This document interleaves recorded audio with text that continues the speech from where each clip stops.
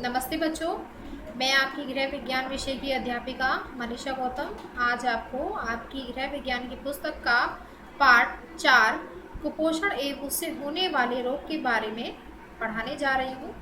देखिए बच्चों, इससे पहले हम इसका फर्स्ट पार्ट पढ़ चुके हैं और इसके फर्स्ट पार्ट में हमने कुपोषण के बारे में पढ़ा था कि कुपोषण आखिर है क्या, और हमने आपको इसके बारे में समझाया भी था कि जब हमारे शरीर में विभिन्न प्रकार के पोषक तत्वों में से जब किसी एक तत्व की कमी हो जाती है या उसकी अधिकता हो जाती है तो ऐसी स्थिति में हमारा शरीर कुपोषण का शिकार हो जाता है।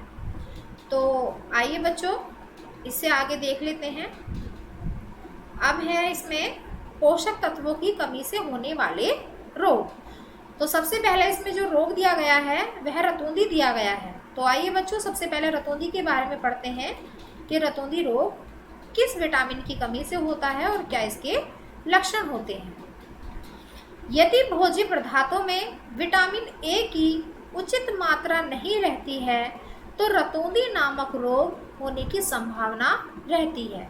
साथ ही चर्म सूक्ष्म पड़ जाता है। देखिए बच्चों, जो भी हम भोज्य पदार्थ लेते हैं अगर उसमें से हमें विटामिन ए की मात्रा उचित मात्रा हमारे शरीर को प्राप्त ना हो तो ऐसी स्थिति में रतौंधी नामक रोग हो जाता है। और साथ ही चर्म सूक्ष्म पड़ जाता है ना। जो हमारी त्वचा है वो कैसी हो जाती है, सूक्ष्म पड़ जाती है। देखिए रतौंधी के लक्षण पढ़ लेते हैं बच्चों। रतौंधी रोग के लक्षण, तो सबसे पहला है इसमें, इस रोग के कारण उजाले से अंधेरे में आने पर बिल्कुल दिखाई नहीं देता है। देखिए ये रोग कैसा है बच्चों कि अगर हम सूर्य के प्रकाश में बैठे हैं, है ना, और प्रकाश में बैठने के बाद अगर हम अपने कमरे के अंदर जाते हैं तो ऐसी स्थिति में हमें कमरे में कुछ भी दिखाई नहीं देता है। वैसे आमतौर पर तो हमने ये भी देखा है कि कभी कभी हम सूर्य की रोशनी में बैठते हैं, है ना, छत पर बैठे हुए होते हैं और हम आकर नीचे अपने कमरे में जाते हैं तो हमें तब भी कुछ नहीं दिखाई देता है। लेकिन इस रोग का सबसे मुख्य जो लक्षण है वह यही है कि अगर हम सूर्य के प्रकाश में बैठे हैं और उसके बाद हम अपने कमरे में प्रवेश करते हैं तो उस स्थिति में बिल्कुल भी दिखाई नहीं देता। आमतौर पर क्या होता है कि जब हम सूर्य की रोशनी में से उठकर अपने कमरे के भीतर जाते हैं तो हमें धुंधला सा नज़र आता है, लेकिन हमें थोड़ा बहुत नज़र आता है ना।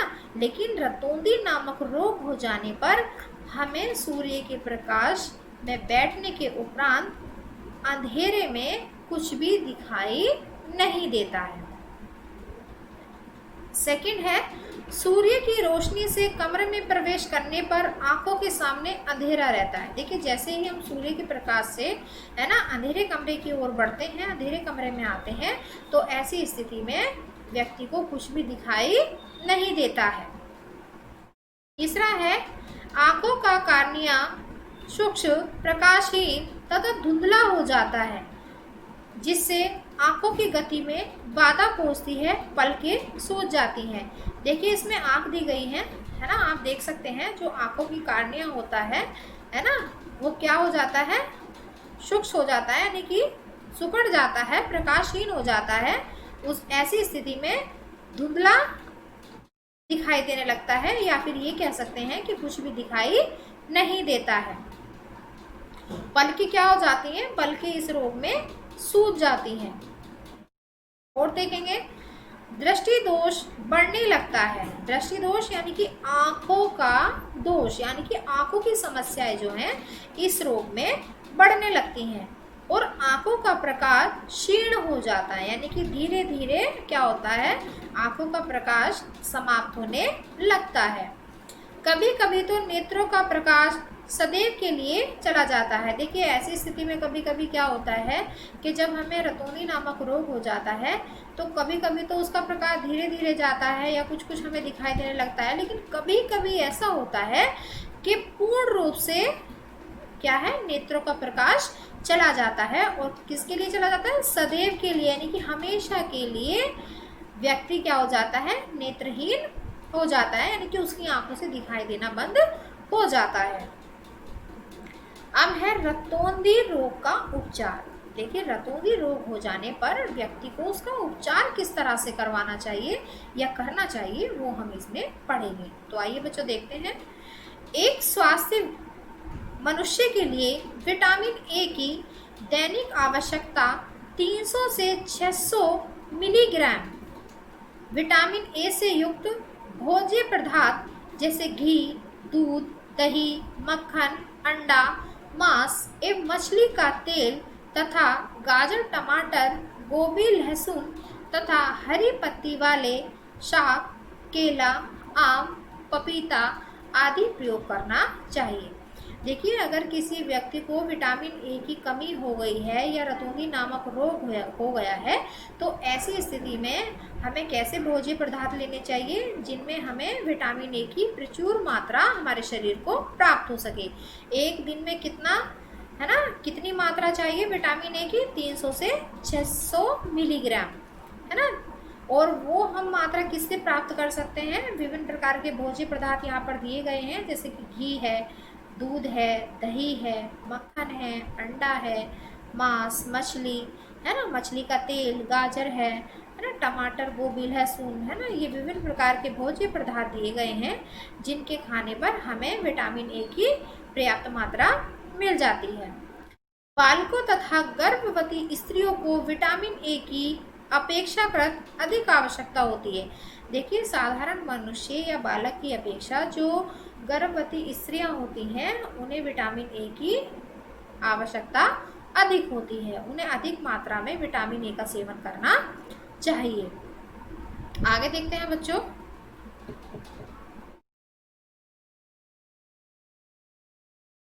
सेकंड रोग है बेरी-बेरी, है ना। बेरी-बेरी रोग किसे कहते हैं पढ़ लेते हैं। यह जल में घुलनशील विटामिन बी की कमी से होने वाला रोग है। देखिए बेरी-बेरी नामक जो रोग है वो जल में विटामिन है ना, जो विटामिन घुलनशील होता है जिसे विटामिन बी बोलते हैं, उसकी कमी से बेरी-बेरी नामक रोग हो जाता है। इसे थायमिन भी कहा जाता है। देखिए अगर हम ये कहें कि विटामिन बी का दूसरा नाम क्या है तो विटामिन बी का दूसरा नाम है थायमिन, है ना। विटामिन बी का दूसरा नाम है थायमिन।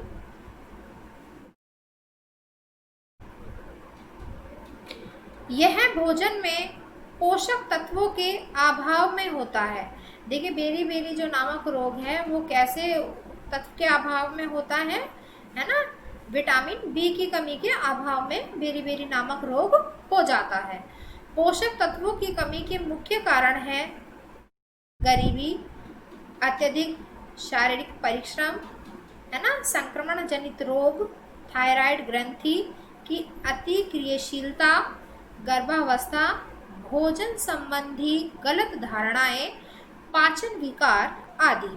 देखिए ये रोग हो जाता है कि अगर कोई व्यक्ति गरीबी रेखा से नीचे जीने वाला हो या गरीबी रेखा में जीने वाला हो तो ऐसी स्थिति में व्यक्ति पर्याप्त पोषक तत्व वो अपने शरीर को नहीं दे पाता, है ना, या अत्यधिक वो कार्य करता हो, अत्यधिक शारीरिक परिश्रम करता हो, या उसे पहले से ही कोई संक्रमण जनित रोग हो, या थायराइड ग्रंथि की अति क्रियाशीलता हो, यानी कि थायराइड ग्रंथि अधिक कार्य करती हो, अधिक क्रियाशील रहती हो, है ना, गर्भावस्था में भी ऐसा रोग हो जाता है ना, या भोजन संबंधी गलत धारणाएं या हमारे खान पान में जो परिवर्तन होते हैं खान पान के कारण भी ये रोग हो जाता है ना, या फिर पाचन विकार, है ना, पाचन क्रिया हमारी सुचारू ना हो, अच्छी ना हो, तो ऐसी स्थिति में भी बेरी-बेरी नामक रोग हो जाता है। तो देखिए बच्चों पढ़ते हैं बेरी-बेरी रोग के लक्षण। इसमें क्या होता है पढ़ लेते हैं।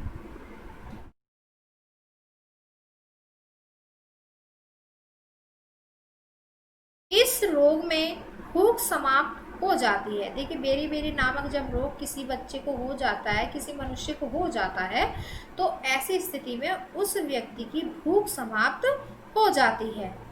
हृदय की मांसपेशियों में दुर्बलता आ जाती है, यानी कि जो हृदय की हमारी मांसपेशियां होती हैं, है ना, दुर्बलता यानी कि कमजोर होने लगती हैं वे।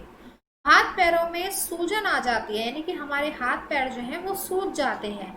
मरीज को चक्कर आने लगते हैं, है ना, ऐसी स्थिति में क्या होता है कि मरीज को चक्कर भी आने लगते हैं, तथा शरीर के अंगों में खुजलाहट, पीड़ा होने लगती है। हमारा शरीर क्या है, खुजलाने लगता है और जहाँ भी हम खुजाते हैं वहाँ पर पीड़ा होने लगती है। सांस लेने में कठिनाई होती है। देखिए जब हम सांस लेते हैं तो जिस व्यक्ति को बेरी-बेरी नामक रोग हो जाता है तो उसे सांस लेने में भी कठिनाई महसूस होने लगती है। दिल की मांसपेशियां फैल जाती हैं, यानी कि जो हमारे हृदय की मांसपेशियां हैं वो फैल जाती हैं, है ना। दाहिना अलिंद तथा नील्य बढ़ जाता है, यानी कि हमारा हृदय बढ़ने लगता है। सही इलाज न होने पर इस दशा में रहने पर मृत्यु भी हो सकती है। अगर इस रोग का इलाज समय से ना हो तो ऐसी स्थिति में रोगी की मृत्यु भी हो सकती है। अब देखिए बेरी-बेरी रोग का उपचार पढ़ लेते हैं।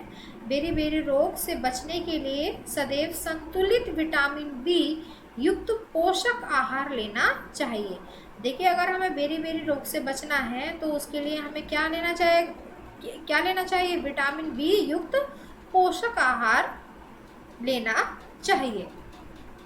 विशेष रूप से गर्भावस्था, वृद्धावस्था, शिशुओं और अधिक परिश्रम करने वाले तथा रोगियों को विटामिन बी कॉम्प्लेक्स का नियमित प्रयोग करना चाहिए। देखिए विटामिन बी का प्रयोग उस व्यक्ति को अधिक करना चाहिए या उस स्त्री को अधिक करना चाहिए जो गर्भवती हो या वृद्धावस्था हो या शिशुओं को या फिर अधिक परिश्रम करने वाले यानी कि अधिक मेहनत करने वाले व्यक्तियों को भी विटामिन बी कॉम्प्लेक्स का नियमित रूप से प्रयोग करना चाहिए, है ना। यानी कि दैनिक जो दिनचर्या है हमारी उसमें हमें ऐसा आहार लेना चाहिए जिससे हम रोगों से बचे रहें।